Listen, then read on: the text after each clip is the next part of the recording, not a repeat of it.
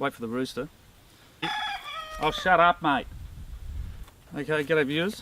This is Old Fat Bastard bike review. Oh, shut up, you bloody rooster.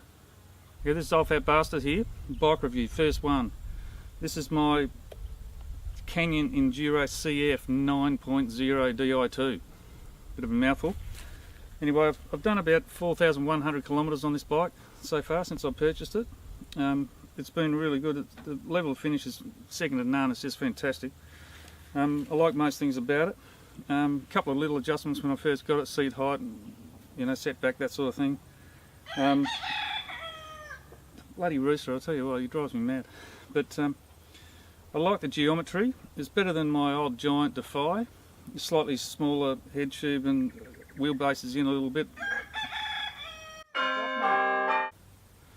So when I ride the other one, it feels really tall now, so I'm used to this one. So I really like it. This springy leaf spring seat thing's really good on large bumps. You don't really feel it much on smaller bumps. It doesn't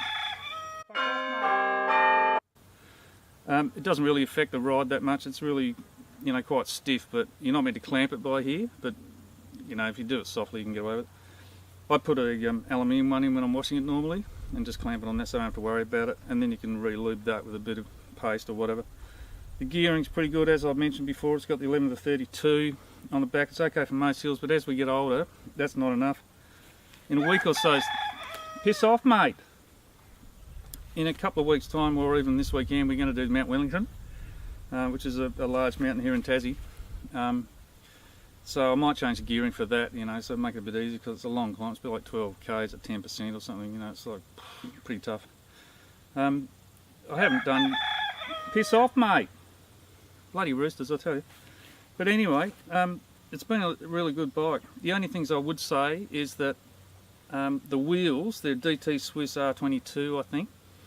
They're nice and light and they run okay, but they ping a little bit. The spokes are a bit pingy. I've trued them up a couple of times and that quiets them down for a while. But when you climb it, and then it comes back again, the noise, like spokes are pinging, or where it comes out of the hub or something or other. I don't know what it is. I can't really put my finger on it, but that's the only annoying thing.